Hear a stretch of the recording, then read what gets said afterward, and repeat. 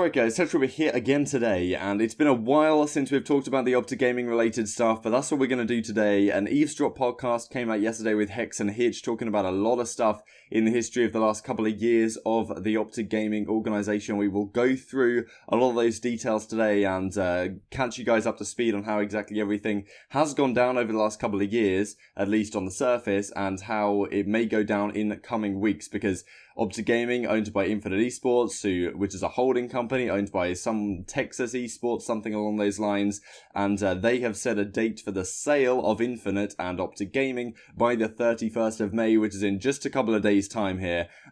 Also, I did want to quickly mention that the reveal for Modern Warfare, this year's game, is supposedly going to be a day earlier than that, but I thought it's time to talk about the OpTic Gaming stuff once again. We're completely in the end game now, and it's not a good sign for Call of Duty esports in general and those who have been fans of OpTic.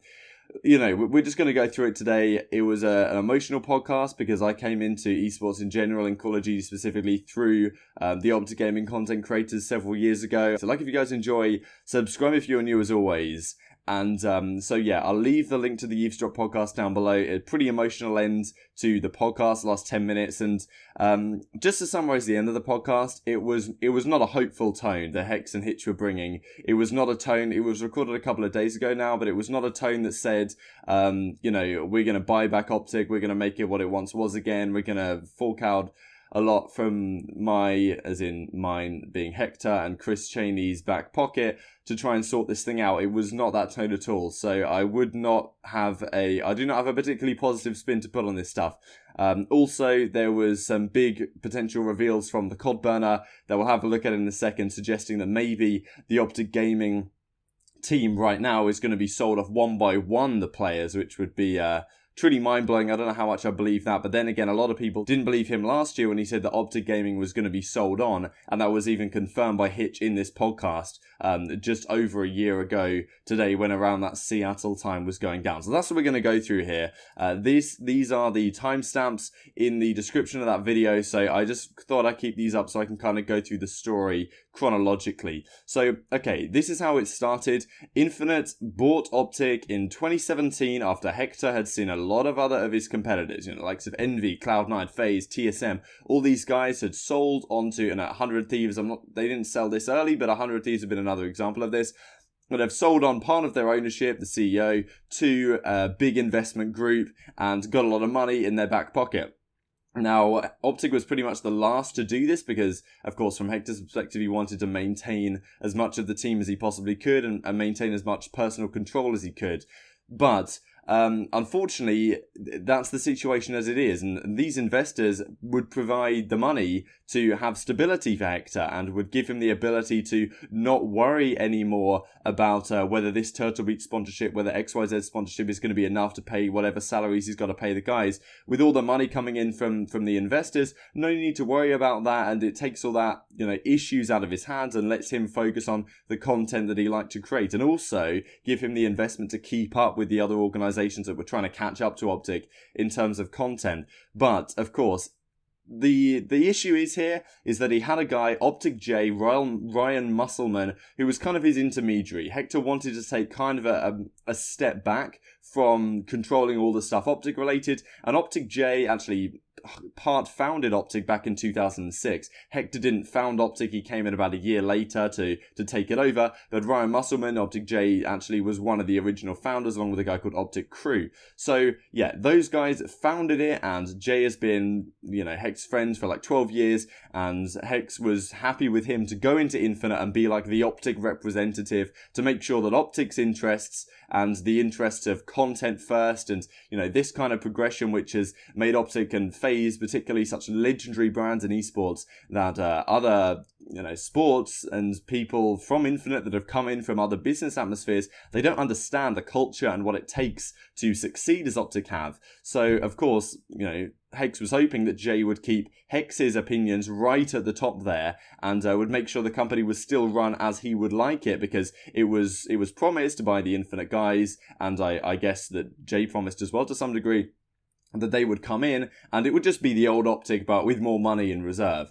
Now, Jay has supposedly many times been bent the knee, I guess would be the best way to say it, to the demands of Infinite. Hex talks about this at length in his podcast, how at times Hex was not happy with the kind of things they were doing with the merch and the things they were doing with the different teams, and that they were very willing to take it like a traditional brand, I guess, where you just slap the logo on any old thing and then hope it will blow up. Whereas, of course, that's not how it worked. And Hex thought that Jay understood and knew that that's how the situation worked. But, apparently Hex said that Jay said to him at one point, who cares about whatever merch deal? And that's when Hex really knew that this was not going the direction that he foresaw it to, and it was really going down the pan. And he really had no control because Jay was his man on the inside. And if Jay was bending the knee, I guess you could say, which I think he definitely did to some degree. Of course, it's not to say that there should be zero blame on Hector. I'm sure he blames himself a lot for these sort of things, because a lot of he mentioned that I think Dan Gilbert, I think, is the guy who's now invested in 100 Thieves and got all this Drake sponsorship. OpTic could have had a deal with him, and it would have been, obviously that would have been much to OpTic's best interests. In the end, Hector just seems to have chosen the wrong investors, which is not necessarily saying you can blame him for that, but I'm sure he blames himself. And a lot of the other organizations that did it earlier and got better investors that were more willing to listen and to grow into esports have had a much better time of things. So it's just very unfortunate how it works out. Of course, there's a whole Hitch thing as well, where Infinite decide to sell at these offices. They're working 10 to 6 days. Like, this isn't esports. They're not working on weekends. Like, it's mental. Hitch and Aaron Create, who have just built the OpTic, the content side of things from the ground up, are getting fired and getting thrown off to the wayside. Just a horrible situation. Culture's completely different with Infinite, and it didn't end up going the direction they wanted to. And of course, they hired way too many people. Recently, Infinite, I think, have made some layoffs, and they just had way too many people than they required, and they were just going all over the place. They had this OpTic India CSGO team just funneling money into everything, thinking that the OpTic brand's going to blow it up. Not the direction the Hex wanted to take at all, and really taking the family aspect that OpTic did have out of OpTic.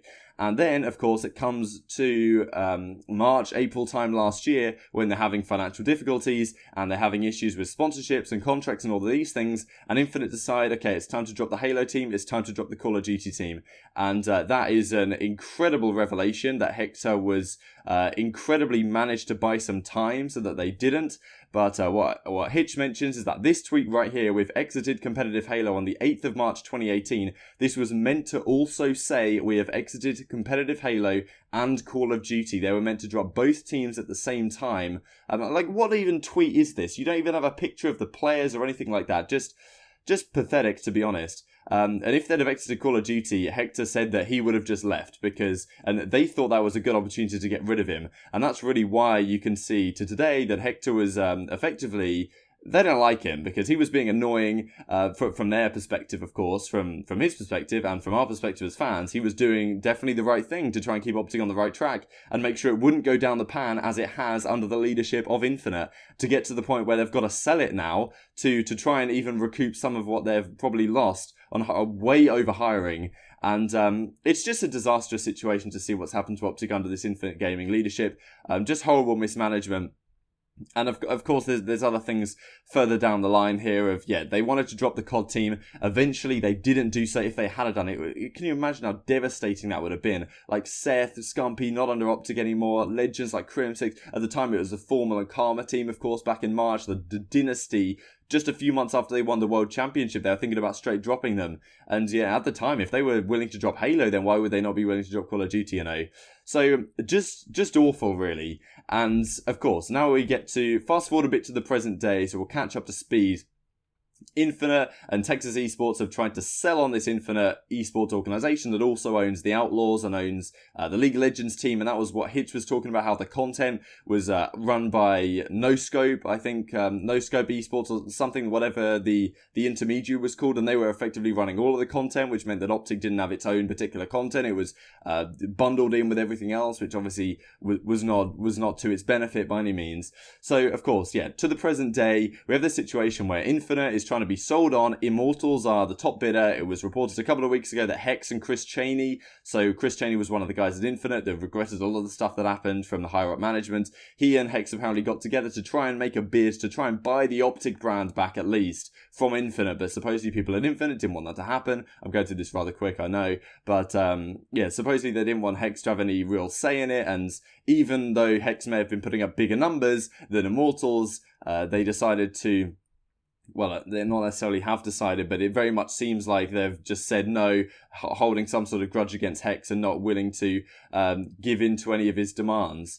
So it's very unfortunate, and if this does happen in a couple of days' time, it does seem like the entire OpTic brand is going to be sold onto Immortals, and from there, who knows what's going to happen. Let's go through what the CoD burner has to say in just a second. So, just to mention, this is a picture of OpTic J, follower of Jesus, president, Infinite Esports and Entertainment, OpTic Gaming. You know, make of that what you will. I just thought I'd put him out there so you guys know his @ if you guys want to follow him and see what he has to say on the matter in the future. So then we have this. So this is from the CoD burner. He mentioned this yesterday, and this is a comment on it. So who has like basically put his grammar in check, which is absolutely lovely stuff. I appreciate this a lot because CoD burner reading through his posts can be a bit of a stress at times. So I don't know how much of this is true, but I thought we would go through it because effectively the last section here, this middle paragraph, is very interesting, and if it does come to fruition, then well, we're in for a hell of a ride, let's put it that way. And I have no idea what you guys would do as OpTic fans, for those of you who are OpTic fans, if this did go down. And I'm sure you'll leave all your thoughts on this in the comment section below. Feel free to go as wild as you like, because I'm sure this is a tough time for a lot of you that have grown up with this organization.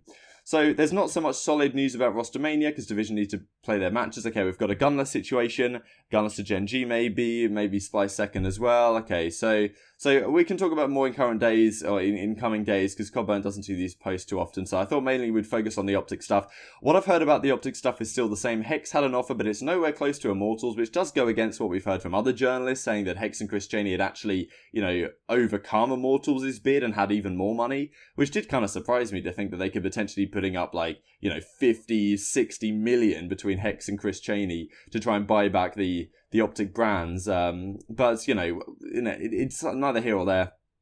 As he wants the brand, but he doesn't have the money for it. Somebody in Infinite has told me so, apparently. I told you all before Infinite was trying to drop COD last year, but no one believed it. So thanks to you, Hitch, for confirming it, which you did in the podcast. Of course, I'll leave all the relevant stuff down in the description box below. Feel free to go through them. I stopped posting about OpTic as people will get mad. So okay, etc., etc. Jay is a snake, so that is this guy.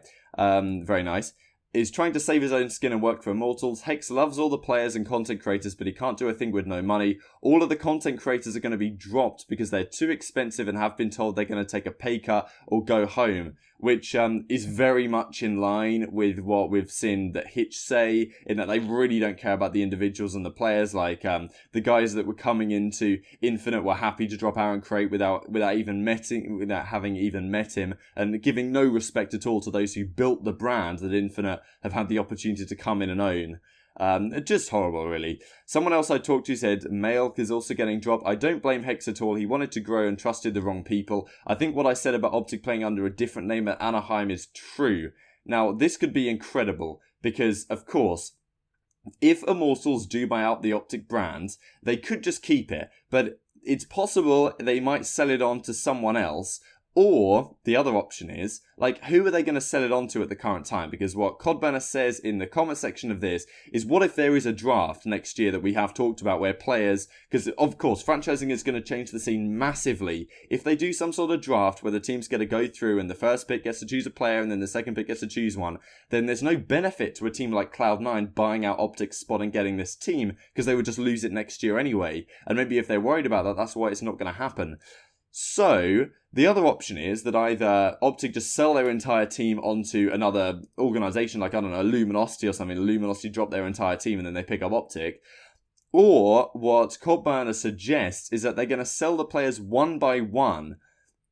Now, this would be just truly mind-blowing. Because if, for example, they were to play at Anaheim under some different name, I don't know, say they just called them Immortals, and Immortals also have no idea what's going on, and they get rid of the OpTic brand as well, completely delusionally, And of course, we're going to lose it next year anyway with franchising, but still, it's not a good idea.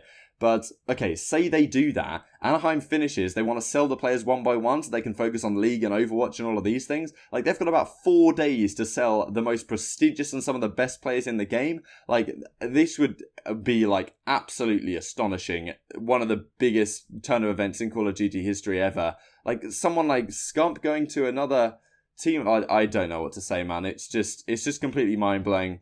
We'll go through this in coming days. But, yeah, I don't know what you guys think about that. Krim did have this in his bio yesterday. Hector's OpTic Gaming is supposedly the team that he has decided to play for at this point. So yeah, unbelievable stuff. I just thought very quickly we'll go through the matches from yesterday in the league before we end the video, because I might as well. Here we go then. So this is courtesy of Cam Allen. These scoreboards are very nice indeed. I think Easy Mac has them as well. So I'm going to be going back and forth. Denial versus Envy. Finally a show of what Denial can do in a series. Very, very happy with how they performed in this one. Dominated the first couple of maps, to be honest, all things considered. Arsenal got a bit close at the end, but they seemed to be comfortably in control. Everyone was firing on all cylinders in this one at some point or another. Alex did very well, map number 1. Brack was a monster over the course of the series. Bance had his moments in map 1 and the search and destroy as well. Rated went huge game 5 when it mattered. Of course, Hook turned up big time with a 1.29 overall, going into, game 3 and 4, really took over a couple of those games. But then game 5, Decimate had a stupidly good clutch. He had a 2-piece and then clutched a 1v2 to win the game, or to win the round even. And then Rated got an ace with the ICR, and that really shifted the momentum back in the favour of Denial. They closed out the series 3-2. Nice to see. They've got some sort of potential here. And then the second series of the day, Enigma 6 Group versus Splice. All these matches were relatively close. All the maps were kind of close. But Splice do what Splice do best in getting some sort of lead in the game and then just closing it out. Not necessarily an efficient closing or like a dominant victory, but they tend to just get the job done. And I was pretty impressed by this victory from Splice overall. Temp just absolutely crushed it. Look at this KD, man. It's got a 1.75 over the series. Are you kidding me, mate? Okay, so there we go. These are the matches for tonight. Denial 100 Thieves, Splice Elevate, Heretics Envy, and United Enigma 6 tune in at, well, it will be 8 PM my time, 3 PM Eastern time, and 12 PM Pacific time for you guys. So probably a few hours after this video is going live. So yeah, thank you guys so much for watching. Leave your thoughts down in the comment section below, as I'm sure you will. It's going to be a huge few days for Call of Duty history and esports more generally, and I'm sure it's very sad to a lot of you, but we'll just have to see how it goes from here. So yeah, thank you guys so much for watching as always, and I will see you next time.